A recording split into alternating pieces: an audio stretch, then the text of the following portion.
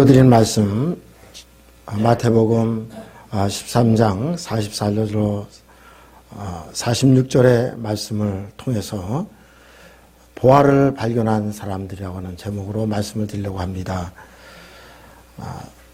이 땅에 살아가는 사람들은 다 이 보화를 좋아하죠. 누구나 다 이 보화를 갖고를 원하십니다. 또 이 보화를 늘 갖기를 원해서 그것을 얻기 위해서 여러 가지 모양으로 힘을 쓰는 분들이 많이 있습니다. 어떤 분들이 배를 타고 이제 고기를 잡으러 나갔습니다. 근데 고기를 먼 바다로 나가서 고기를 잡다가 이 배가 파손이 됐습니다. 풍랑을 만났어. 그래서 어느 섬으로 떠밀려 와서 겨우 목숨은 다 건졌습니다. 그래서 이 지도상에도 보이지 않는 그러한 작은 무인도 섬에 그들이 거기에 정착하게 됐습니다. 거기에 정착해서 지내는데 보니까 그쪽에 그래도 이렇게 사람들이 먹을 수 있는 그런 것들이 채소들이 이렇게 있어서 그거를 가꾸고 그 다음에 그것을 이제 씨를 받아서 또 그 다음에 이렇게 뿌리고 하면서 이렇게 거기서 살았다고 합니다. 다른 데하고 연락도 안 되고요. 나갈 길은 없고요. 어떤 배도 오지도 않고요. 이런 상황 가운데 있었다고 합니다. 자, 그래서 그들이 그렇게 거기서 사는 가운데 한 번은 어떤 사람이 땅을 이렇게 파다 보니까 이게 금강석이 발견이 되어 있습니다.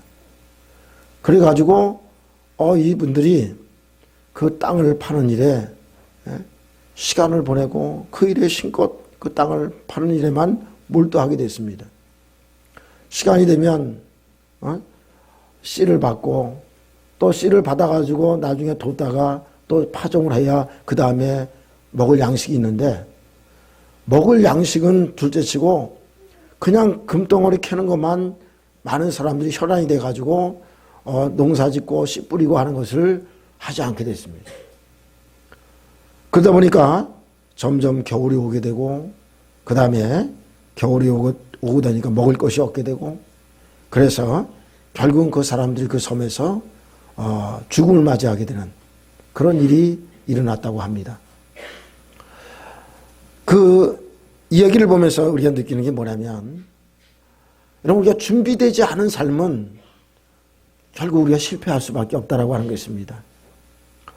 여러분 우리 부모님들이 자녀들을 잉태해서 자녀들을 출산하고 그 아이들을 키우는데 그들에게 여러 가지 필요한 것들을 해주면서 그들을 키웁니다. 그런 가운데 또 그들에게 공부를 시킵니다. 그 왜 그렇습니까?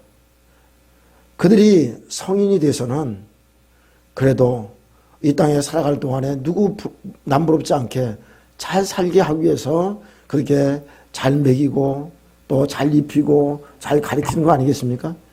준비를 시키는 거 아니겠어요? 앞으로 어른이 된 다음에 잘 살도록 준비를 시키는 거란 말이죠. 여러분 오늘 우리가 그와 같이 우리가 이 땅에서의 삶은 바로 이렇게 준비를 하는 그러한 삶이라고 말씀을 드릴 수가 있습니다. 그래서 이 준비하는 삶 가운데 참 필요한 것들이 여러 가지가 있을 수 있겠지만은 오늘 여기 성경의 말씀 보면은 어떤 말씀이냐면 천국은 많지 감추인 보화와 같다. 그렇게 성경은 말씀하고 있습니다. 여러분 여기 이 보화는 천국이라고 표현되어 있고요. 또 다른 의미는 예수님이라고 우리가 얘기할 수 있습니다. 왜냐하면 우리가 천국에 갈 수 있는 길은 오직 예수님밖에 없기 때문에 그렇습니다. 요한복음 14장 6절에 보니까 예수님께서 말씀하기를 나는 길이요 진리요 생명이니 나로 말미암지 않고서는 아버지께로 올 자가 아무도 없다. 그렇게 말씀했습니다. 그래서 예수님을 통해서만이 우리가 천국에 갈 수가 있다. 그렇게 말씀했습니다. 하나님께서 우리 사람을 창조하시고 우리를 만드셨습니다. 그래서 하나님께서는 우리를 하나님의 형상과 모양으로 만드셔서 하나님과 영적인 교제를 할 수 있는 그러한 존재로 만드셨다고 하는 것입니다. 우리나라의 그런 말들은 참 의미 있는 말도 많고 좋은 말도 많이 있습니다. 그런데 우리 말 가운데 어떤 분이 세상을 떠나시면 말씀하는 게 돌아가셨다 그렇게 얘기를 합니다. 여러분 그분들이 어디로 가셨다는 얘기입니까? 원래 본향으로 가셨다 그런 얘기 아니겠습니까? 또 한문으로는 소천이라는 말을 씁니다. 소천하셨다. 하늘에서 부르셨다 그 얘기를 합니다. 그래서 이 우리나라 많은 분들이 우리가 사람이 죽으면 원래 본향 하늘에서 부르셨듯이 하나님이 부르셔서 하나님의 나라에 들어가서 영원히 살 수 있다고 하는 것을 이 영적으로 느끼고 있었다고 하는 것을 우리가 알 수가 있습니다. 여러분 오늘 우리 모두는 하나님께서 우리를 위해서 천국을 예비해 놓으셨습니다. 그래서 우리가 누구든지 예수만 믿으면 천국에 갈 수 있음을 얘기를 하고 있습니다. 그런데 이 천국을 뭐로 비유하냐면 보화로 비유했습니다. 근데 또 그 말씀에는 어떤 얘기냐면 감추어져 있다 그 얘기를 하고 있습니다. 여러분 우리가 천국에 대해서 듣기는 듣지만 우리가 예수님에 대해서 아마 들어보신 분들 많이 있을 줄 압니다. 그런데 그분이 과연 나와 어떤 상관이 있느냐 그런 부분에 깊이 느끼지 못하신 분도 있을 줄 압니다. 그러나 여러분 우리 감추어진 보화 같은 예수님을 오늘 이 시간에 우리 모두가 만나는 그런 시간이 되시기를 간절히 바랍니다.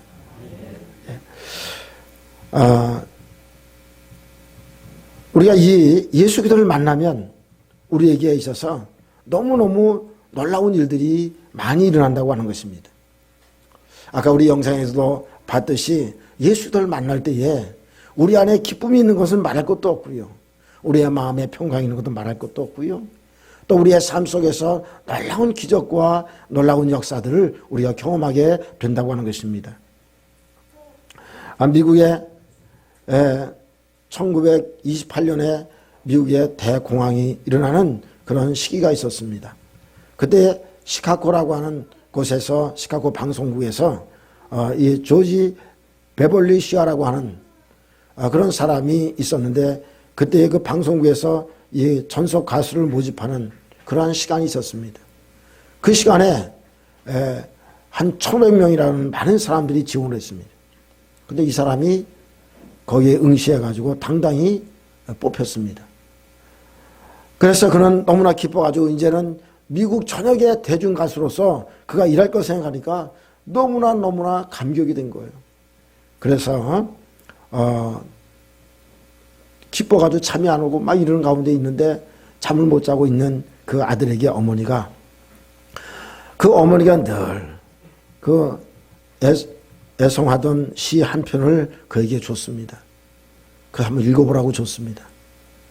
그는 너무나 들뜬 마음에 잠도 못 자고 있기 때문에 그래서 그가 그 시를 한 편을 받아들고 읽었습니다. 그가 읽는 가운데 그 마음이 너무너무 감동이 됐습니다. 그 내용이 이런 내용입니다.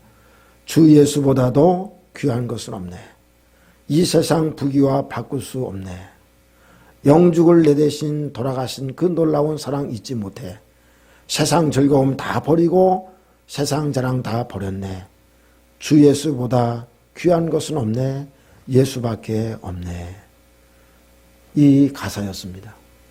그는 이 가사를 읽는 순간에 피아노 앞에 앉아서 작곡하기 시작했습니다. 그 찬송가가 바로 우리 요즘에 부른 102장 찬송입니다. 그는 그 찬송을 작곡해놓고 너무나 감동이 돼서 그 이튿날 방송국에 전화를 했습니다. 죄송합니다. 이제부터는 하나님께서 내게 주신 이 음악적인 재능을 내가 하나님의 영광을 위해서 사용하기 원합니다. 그렇게 결심을 했습니다. 그리고 하나님께 약속했습니다. 죄송합니다. 방송국에 못 가겠습니다. 이렇게 얘기를 하고 그 다음부터 그는 하나님을 찬송하는 보통 우리 복음성 가수라고 그러죠. 그 가수로서 일을 하게 됩니다. 1974년 우리 빌리그램 목사님이 오셔서 여의도에서 엑스플로 집사를 할 때에 아마 이분이 그때 오셔서 이 찬양을 불렀습니다. 그때 이 부른 찬송이 주 예수보다도 귀한 것은 없네. 이 찬양이 그때 우리나라에 본격적으로 퍼지기 시작한 걸로 제가 알고 있습니다. 이렇게 주님을 만난 사람은 이 세상의 그 어떤 것보다도 너무너무 예수 그리스도가 너무 귀하고 소중하게 여기는 것입니다. 지금은 그분이 나이가 많이 된 줄 압니다. 몇 년 전에 그분이 이 암스테르담이라는 곳에서 이렇게 집회를 하는데 거기서 찬양을 하게 되어 있습니다. 거기서도 역시 이 주 예수보다도 귀한 것이 없는 그 찬양을 노구의 몸으로 찬양을 불렀습니다. 많은 사람들이 뜨거운 박수를 보냈습니다. 그때 그가 감사의 대답을 했습니다. 여러분들이 뜨거운 박수의 갈채를 보내주신 거 감사합니다. 그러나 저는 여러분의 뜨거운 박수의 갈채와도 우리 주 예수 그리스도와는 바꿀 수가 없습니다. 그렇게 고백을 했습니다. 예수 그리스도가 가장 소중하다고 하는 것을 얘기하는 것입니다. 여러분, 오늘 우리가 이 시간을 통해서 여기 오신 모든 분들이 예수 그리스도가 어떤 분인지를 발견하고 예수 그리스도가 인생에서 우리 모든 분들에게 정말로 값진 보화가 되어지기를 간절히 바랍니다. 하나님께서 이 땅에 우리에게 최고의 선물로 보내주신 분이 바로 예수 그리스도입니다. 사람이 범죄함으로 우리는 다 죽음을 맞이하게 됐습니다. 우리가 이 범죄함으로 우리의 몸에 질병이 들어오기 시작했습니다. 우리의 삶의 수고에 땀을 흘리지 않으면 안 되는 그런 어려운 가운데 우리가 이 땅에 살아가게 됐습니다. 그런 우리에게 하나님은 예수 그리스도를 보내주셨습니다. 예수 그리스도께서 오셔서 우리 죄를 위해서 십자가에 못 박혀 돌아가심으로 우리의 모든 죄를 담당하셨습니다. 우리의 모든 죄를 다 깨끗게 하셨습니다. 그리고 예수 그리스도를 부르고 예수 그리스도를 따라오는 사람, 예수를 믿는 그 사람들에게 하나님의 의로움을 인정하셨고 의의 옷을 입혀주셨습니다. 그래서 이제 예수님 안에서 우리 예수만 믿으면 우리가 의로운 사람으로서 하나님 나라 백성으로 살아가게 됐다고 하는 것입니다. 여러분, 오늘 이 자리에 오신 분들 이 보화를 발견할 수 있기 바랍니다. 어떤 선교사님이 아프리카에 선교를 갔습니다. 선교를 가서 보니까 아이들이 조그만 반짝반짝 빛나는 그런 돌 덩어리를 가지고 노는 겁니다. 그래서 뭔가 그렇게 봤더니 자세히 봤더니 바로 그것이 다이아몬드였습니다. 근데 그 아이들은 그것이 다이아몬드인 줄 모르는 거예요. 반짝반짝 빛나는 돌인 줄만 아는 겁니다. 여러분, 다이아몬드를 발견해도 그 다이아몬드가 무엇인지를 잘 모르면 그 가치를 모르는 것입니다. 여러분, 예수 그리스도를 우리가 얘기를 들어도 예수님 그리스도에 대한 얘기를 알아도 그분이 어떤 분인지 그분이 나를 위해서 어떤 일을 하셨는지를 잘 모른다면 그분의 가치를 우리가 알 수가 없는 것입니다. 오늘 이 자리에 계신 모든 분들 지금까지 우리는 무엇을 믿고 또 누구를 의지하며 살았습니까? 이제부터는 하나님께서 우리에게 선물로 주신 하나님의 아들 되신 예수 그리스도를 여러분의 인생의 주인으로 삼으시기 바랍니다. 여러분의 인생의 구원자로 삼으시기 바랍니다. 그리고 그분을 의지하고 살아가시기 바랍니다. 반드시 하나님께서 여러분들과 함께 하시고 그분과 함께 사는 삶을 여러분 놀랍게 복되게 역사해 주시리라 저는 믿습니다. 여러분, 성경을 통해서 보면 하나님은 한 번도 거짓된 그런 말씀을 하신 적이 없습니다. 하나님의 말씀은 항상 참된 말씀이었고 그 말씀은 그러기에 우리는 진리라고 얘기를 합니다. 하나님께서 약속하신 그 약속은 그대로 이루어지는 말씀입니다.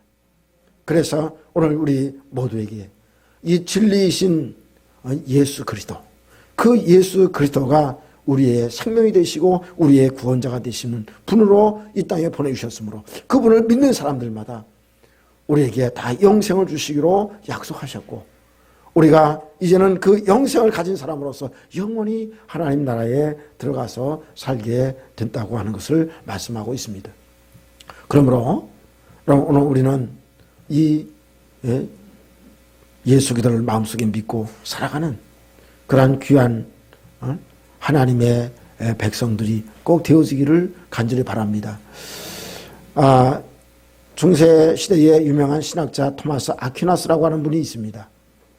이분이 한 번은 하나님께 한참 기도하는 가운데 있었는데 그분이 기도하는 가운데 하나님이 음성을 들려주셨습니다. 내가 너에게 무엇을 줄고 너는 내게 말하라. 그런 음성을 들었습니다. 그때 이 토마스 아퀴나스는 주님께 그런 얘기를 했습니다. 주님, 저는 주님만 원합니다. 나는 당신만 원합니다. 저는 그리스도만 원합니다. 다른 것은 필요 없습니다. 오직 주님만이 저와 함께 하기를 원합니다. 그렇게 얘기를 했습니다. 골로새서 2장 3절에 보니까 예수 그리스도 안에 지혜와 지식의 모든 보화가 있다. 그렇게 말씀했습니다. 여러분, 예수 그리스도를 소유한 사람은 예수 그리스도를 소유할 때부터 그 외에 우리의 모든 필요한 것들이 다 주어진다는 사실을 여러분 기억하시기 바랍니다. 복음이 제일 먼저 들어간 나라, 그런 나라가 바로 유럽이라고 할 수 있습니다. 사도 바울을 통해서 마게도냐로 복음이 들어갔고요. 유럽 전 지역으로 복음이 번지게 됐습니다. 여러분, 복음이 먼저 들어갔던 그 나라인 유럽의 나라들이 지금은 많이 약해지고 있습니다만 처음에 들어갔을 때 그 나라들이 아주 강국이 되었습니다. 지금도 유럽에 있는 나라들은 많은 나라가 복지가 잘 되고 사람들이 살기 편한 나라가 됐습니다. 하나님의 말씀에 복음이 들어갔을 때에 그들이 이 땅에서 사는 삶도 너무나 아름답고 복된 삶이 되었다고 하는 것을 우리가 알 수가 있습니다.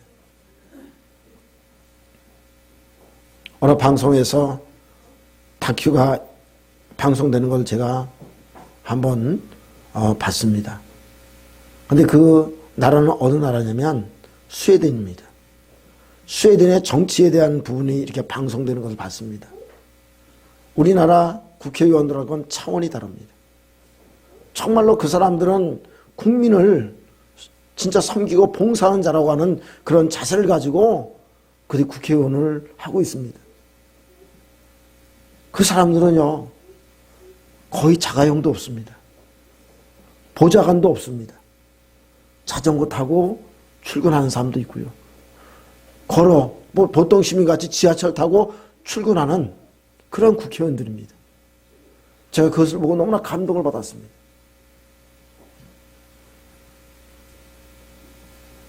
여러분, 그 사람들은, 지방에서 오는 사람들은